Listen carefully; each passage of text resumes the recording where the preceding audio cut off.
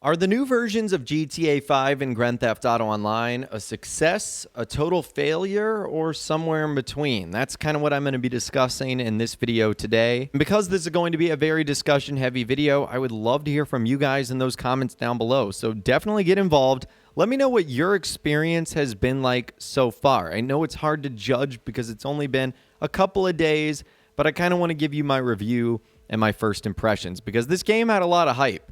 First being announced in the summer of 2020, then a whole lot of silence, then a delay, then some more silence, then a little bit of information, then confusion on what the game is going to be called, and then finally on March 15th, the games come out, and it was definitely met with mixed reviews. Now, in typical Rockstar fashion, it wouldn't be a launch if something didn't go horribly wrong, and that kind of is what happened on this version of GTA 5 and Grand Theft Auto Online, with players not being able to migrate their accounts and Rockstar basically having to scramble at the last minute in order to, allow players to get their main account onto the new system. So there's always something like that when it comes to Rockstar, but I want to talk about the good and the bad and kind of the in-between. So let's start with the good. The good is that the game feels a whole lot better and it loads so much quicker. Like, I can't tell you how shocked I was when I was like, man, it takes me like literally 5 seconds to go from single player to online. It takes me like 4 seconds to go from one lobby to another. The load times are fabulous, whether it's single player or online. You're loading into the game much snappier. And that always used to be one of the big Achilles heels of not only single player, but multiplayer. The cloud simulator, as everyone would call it, as you're just stuck up in the clouds and you're just waiting and doing absolutely nothing. So the load times are fantastic.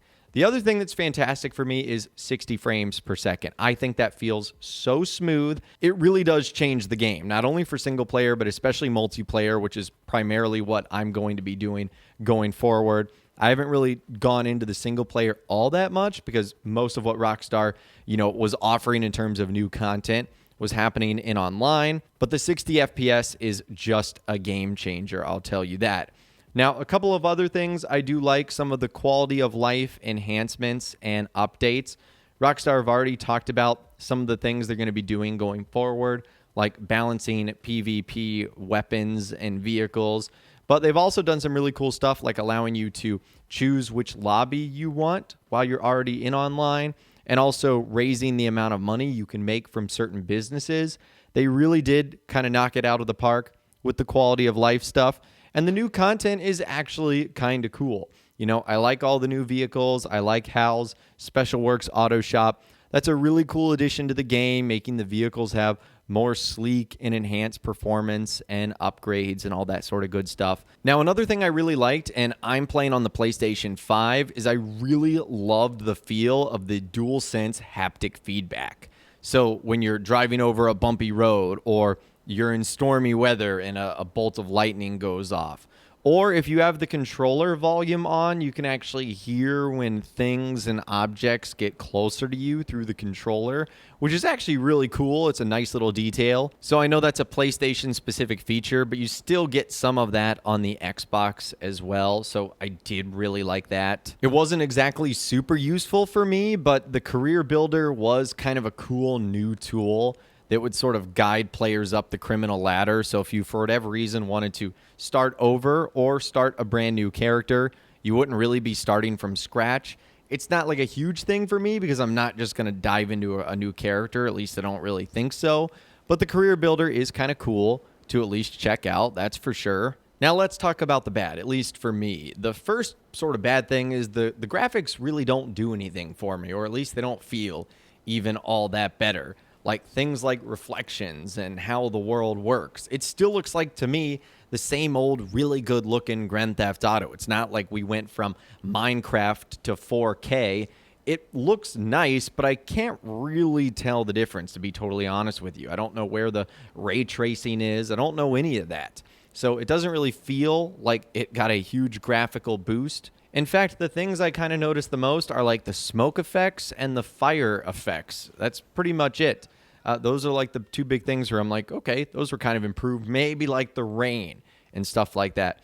But other than that, I wasn't noticing a whole lot. The other big thing I was kind of uneasy about here is that I don't think this game should have cost any money. In fact, now that we know how much it has, which that's another thing, it's a little bit underwhelming, the amount of new content that was introduced. I think this should have just been a free update. Now, the fact that you can get Grand Theft Auto Online right now on the PS5 for free, that's great. The fact that the single player is only $10, that's not terrible. But for the Xbox guys, and once the discount goes away, I do not see this as a worthwhile $20, $25, $30 investment that you're going to have to be paying. There's just not enough to warrant that kind of price, especially for going on a 10-year-old game. Rockstar should have just made it a free update. And then that leads me into sort of the things that I'm just confused on. What happened with this game? It went from expanded and enhanced to not even having like a new title, just GTA 5 on PS5 and Xbox Series X and S. What about our PC friend? Rockstar said that they were going to continue to update the PC, but as it currently stands, they haven't received any of this new content or quality of life changes. I'm sure that the PC guys would probably end up enjoying that. And also, what happened? This game, if true, was in development for at least over 2 years since we know it's been announced. And the fact that there was only 5 new vehicles, a couple of quality of life changes, and some slightly improved graphics, it makes you wonder what happened to this game. Was it scrapped? Was it rebooted? Did Rockstar focus on more important things like Grand Theft Auto 6? I don't know. I am not a game developer, so I don't want to pass a lot of criticism on here because overall, I think it's a decent little update and a decent game. But it just seems like we didn't get a lot of content for over 2 years of development.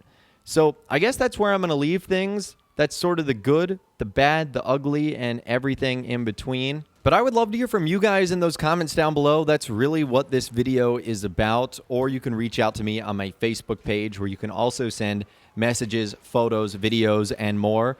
What's your overall review of GTA 5 on this new generation of console for PS5 and the Xbox Series X and S?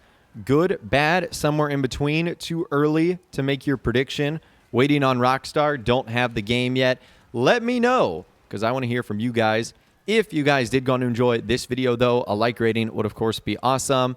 And be sure to subscribe to my YouTube channel if you are new, or you want to stay up to date on all the latest GTA and all the Rockstar Games videos that I'll be doing here on my channel.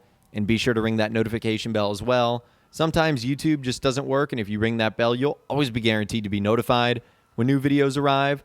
But of course, as always, guys, thank you all so much for watching. Take care, and I'll see you guys in the next video.